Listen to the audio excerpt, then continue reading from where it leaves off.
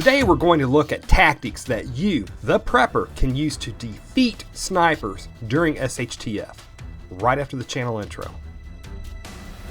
Remember, you are ultimately responsible for protecting yourself and for providing for yourself. Live your life with honor and integrity, and always be the wolf hunter. Don't be the sheep, and never be the wolf. Welcome to this community. I'm an avid prepper, an oath keeper, and I'm certified to teach firearms and the use of deadly force through my state's police academy. If you want to learn true prepping skills and how to protect yourself without getting arrested, then please subscribe to this channel. So let's set the stage for this video. SHTF has happened, and you're outside with your community or prepper retreat group, and you're gardening or doing whatever else needed to survive. And then suddenly you hear a shot ring out, and suddenly somebody in your group drops. And now it's hit you. You have a sniper attacking your group. So to develop a plan to defeat the sniper, we first have to take a quick minute to study the sniper, what his strengths and weaknesses are, his mission, and how he operates. So in preparing for the possible sniper encounter during SHTF, we first have to think, what kind of snipers could we possibly face during SHTF? Now, I basically put snipers into two categories, trained and untrained.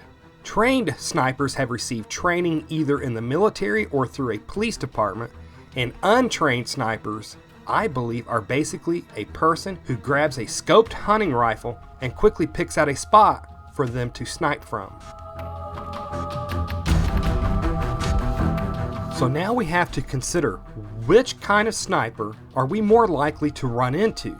Now, while I don't know the actual numbers of trained snipers, I do know the vast majority of military personnel and police personnel are not snipers. So I believe that if you encounter a sniper during SHTF, then there's a very high likelihood that he will be an untrained sniper.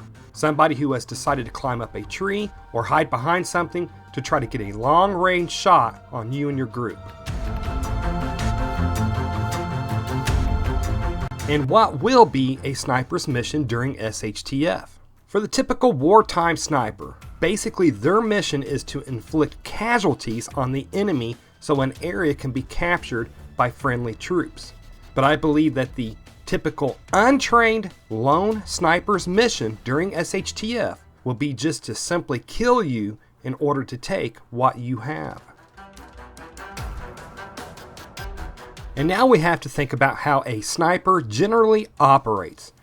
They typically utilize a long-range rifle so they can take you out from longer distances. They also typically utilize camouflage, and they also typically find a suitable location that works in conjunction of long-range shooting and camouflage. And usually this location will also have an escape route. So now that we've gotten a basic idea of what kind of a sniper we'll be more likely to encounter should we encounter one, and we've also got a very basic idea of how they'll operate, we'll now start taking a look at how to take them out or how to protect yourself from them. Now, besides unforeseen elements like appendicitis and infections that can hit our bodies, and besides the fact that you will eventually need to actually sleep during SHTF, the threat of snipers is just another reason why I am a big proponent of belonging to a well-organized and cohesive prepper group for survival during SHTF instead of the lone wolf mentality. Now, while right now I'm going to focus on group tactics to counteract snipers, in a few minutes we'll look at ideas of how to mitigate this problem if you don't belong to a prepper group, so stay tuned. But here's a quick example of why I believe that group defense is better than lone defense. When a sniper only has to take out one or two people in order to take what he wants, it adds a whole new dimension to a sniper's problems when there's multiple people he now has to kill before he can accomplish his objective. Snipers know that they will have to kill all threats before they can just walk in to take what his intended victims have. And killing multiple people becomes much more difficult once that first shot is fired and people begin using cover and counter sniper measures.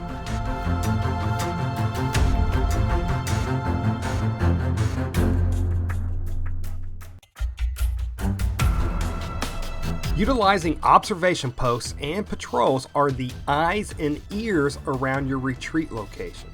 Snipers are the strongest once they're camouflaged and silent and staying still and set up, but they lose those strengths when they're moving. So observation posts and patrols have a chance of catching a sniper while he's on the move and trying to get into position.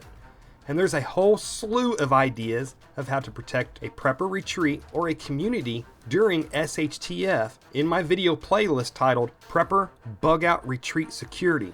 So to get more info on this, check out that playlist, and a link to it should be appearing at the top right of the screen about now.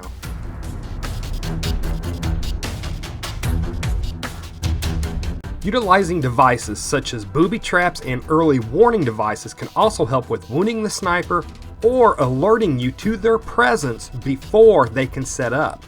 Again, ideally it's better to get a sniper when he's at his weakest rather than when he's at his strongest once he's set up. Not only can counter snipers actually shoot back at a sniper, if they're trained snipers, then they'll have expert knowledge on how other snipers will operate. Your counter sniper will know where sniper hiding places will likely be and know where to put booby traps and where to direct fire at that would be more effective against a hidden sniper. And they'll have a high likelihood of their fire being more precise than the typical untrained sniper that we're more likely to encounter during SHTF. Now I know that most of us don't have the luxury of having a trained sniper in our prepper retreat team. But if you perchance come across a trained sniper, this kind of lets us know how valuable they would be for your team. And besides killing enemy personnel at long distance, snipers are also great at collecting intelligence, and they're also really good at utilizing camouflage and could pass that valuable skill onto you. Now this was kind of briefly touched on just a few minutes ago, but by pre-locating prime sniper hiding spots, you can put booby traps in the area and have a good idea of where to direct your suppression fire at once you've encountered a sniper. A good sniper spot will include cover, concealment, and a pretty good line of sight view of the area that they're wanting to cause casualties in. They'll also many times include a good avenue of escape for them should they have to end their mission and get the heck out of there. Now if your patrols didn't catch the sniper before he got set up, and if you didn't have booby traps or early warning devices, or if the sniper just didn't trip them, and the sniper was able to get set up and actually take a shot, here's a possible way to take the sniper out once he's fired his first shot by returning fire and moving to flank the sniper. Now there's multiple ways of determining where a sniper shot came from, and some of them require electronics and money that most of us just don't have. And in keeping this video within a reasonable amount of time, I'm not going to go into them thoroughly. But if the sniper has fired more than once, or if you're able to use round or bullet damage to determine the direction the sniper fired from, then that's a good time to return suppression fire and have several of your team members go out and flank him. And unless there's multiple snipers covering every angle of your prepper retreat or your bug out location, it's going to be hard for a lone sniper to lock down every square foot of a property. So let's use an example. Now I'm going to keep this diagram simple so that it doesn't detract from the point that I'm trying to make. And also, I'm no artist, so please bear with me. Let's say that SHTF has happened and either your prepper group has evacuated to its retreat location or you've joined a community of people who have banded together to survive. And let's say you're all going about your daily routines on this prepper retreat location when suddenly you hear a rifle shot and also a person falls down. Now of course anybody that survived that shot will scramble for cover in order that they don't become the next victim. So here's where training and communications come in handy so everybody knows what to do. Just remember, snipers work using line of sight, meaning that their rounds don't jump over or go around obstructions. That means that wherever the sniper's round hits, that there's no obstructions between his rifle and his target. So if your person has went down and the structures in this diagram are located here, then it's a safe bet to believe that your sniper will be located somewhere not too far into the tree line that's within that line of sight of the victim, or whatever cover can be used that's surrounding your location. Just remember, the further a sniper is into a wooded area, then the more obstructions that he'll have between him and his target. So chances are, especially if he's an untrained sniper like you'd be more likely to encounter during SHTF, then he'll be pretty close to the tree line so that he'll have less obstructions between him and his target. So again, just to recap so everybody's on the same page, once you've seen a round hit somebody or something on your retreat property, and then also seeing where the line of sight is from your fallen partner, and then seeing the tree line that's within that line of sight, it's a pretty safe bet that your sniper is located somewhere close to the edge of that tree line. So here's what I think will be a pretty good strategy to deal with that sniper. If you believe he's located on whatever side of your area, and in the case of this diagram, he's believed to be located on the north side of the area, then you and your team need to use avenues that's not open to the sniper's line of sight, and use these avenues of cover and or concealment to then flank the sniper to take him out. So here's some weaknesses of snipers. Their scoped rifles generally give them a limited field of vision. It basically gives them mechanical tunnel vision. So if they remain concentrated on your retreat itself, then they're easier to be snuck up on from their sides. And this is where suppression fire towards the sniper's believed location can help the team members who are going to flank the sniper. By keeping his attention on his original target area and the fire that's coming from your team members in that area, he's then more susceptible to your team that's trying to flank him and take him out. And another weakness for snipers is that once they can no longer stay still, once they're forced to be on the move to keep from being hit from return fire or from flanking team members who are advancing on him, then they're a lot more vulnerable because they've lost their ability to remain still, silent, and hidden. So if you and your team are able to get enough firepower heading towards the believed location of the sniper and force him to be on the move, then the better chance that you have of locating him and taking him out. So just a quick recap of the strategy. Once a sniper fires and he hits a target, take cover and use deduction and line of sight to figure out his general direction, and have some of your team members fire into that direction while part of your team moves out to flank him and take him out. Now here's some tips I think would help someone who doesn't belong to a prepper retreat group. First, I'd get to know your neighbors really well and form a bond with them. You'll want to be able to use their properties to set up booby traps or early warning devices. Doing this will help keep the sniper from getting too close to you. Now I hear most hunters say that it's hard for them to hit a deer past 300 yards with a scoped rifle. And remember, that's almost the length of 3 football fields if my math is correct. So what you'll want to do is make sure that you can booby trap or plant early warning devices within 300 yards of any place a sniper could hide that would give him line of sight of your home. And you may have to help your neighbors out by giving them extra food or water. You don't want to have your non-prepping neighbors becoming angry with you if you're withholding food that they think that you have and then becoming a sniper or enemy against you. Next, you may consider hanging up sheets or tarps or anything else between houses and around your yard to block a sniper's line of sight on you. While a tarp may not stop a bullet, it'll make it more difficult for a sniper to put his crosshairs on you.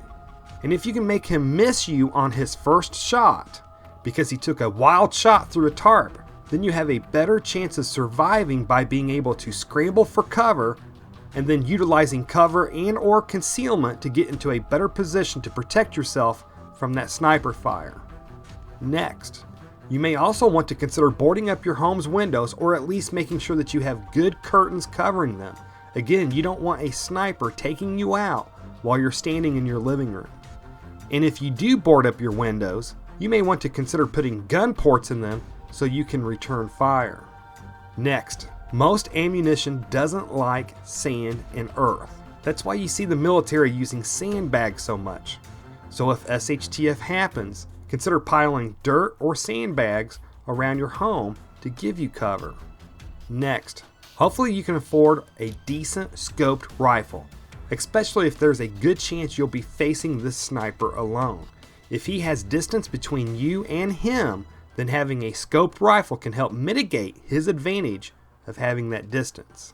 Next, if you think that you may have to actually counter snipe a sniper by yourself, then taking the time to study as much as you can about snipers, like what kind of hiding places they like to use, and how to watch for imperfections in their camouflage that may give them away, etc. But the better that you could actually spot and actually take out a trained sniper, and while that's probably implausible if you're not a trained sniper yourself, then the better chance that you'd have against an untrained sniper that's actually just a hungry person who decided to grab a scoped rifle and is just trying to take you out. So I think those are some pretty good beginning tips for a lone person to protect themselves against a sniper. And I'm sure that there will be many more excellent tips left by this community down in the comments section below. And finally, I'd like to know, and while this may sound obvious, I'd like to note that it's of utmost importance to completely take out a sniper that's attacked you or your retreat. If a sniper gets one good kill against your group and then is just able to disappear into the countryside, then he may come back time and time again and take out all of your group over a period of time.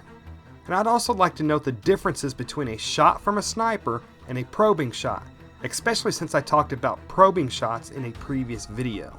A sniper is probably going to be pretty accurate and will probably hit a target, while probing shots are usually done by someone who, by keeping themselves out of the range of your rifles, will probably make you out of the range of their rifles.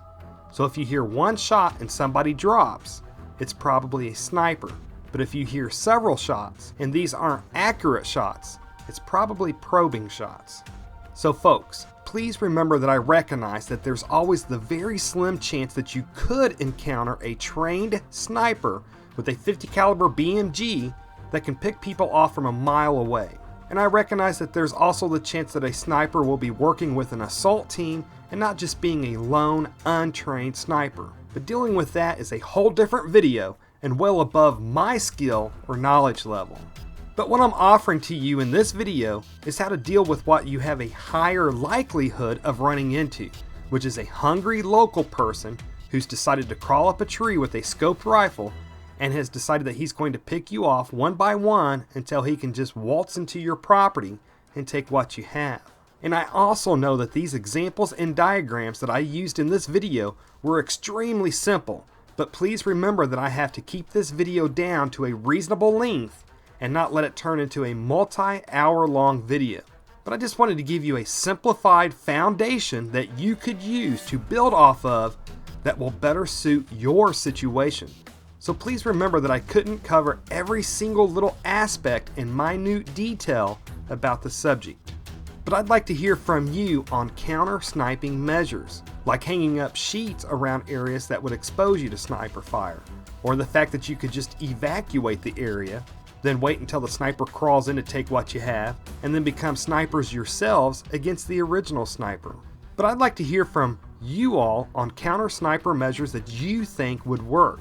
And then I also invite those wanting to learn more about this to read the comments left by others. And as a community, we can really learn from each other. While I enjoy making these videos for pennies on the hour, I am wishing to purchase better video and editing equipment that will allow me to make better quality videos for you all without actually putting me into debt to make the videos. So if you have the disposable income, please consider joining my Patreon video channel, where for just $1 a month you'll get early access to videos and also receive special prepper and naturally made gifts from time to time and other exclusive Patreon member rewards when they become available. To help support our community, please subscribe and hit the like button. Please comment below. Please share this video on social media. And please make sure you have the bell icon hit for notifications of when videos are released. Find me on Facebook. Just type Ethical Preparedness page in the Facebook search box. Anyways, folks, if you made it this far, hey, thank you very much for watching, and I pray that you have a good night.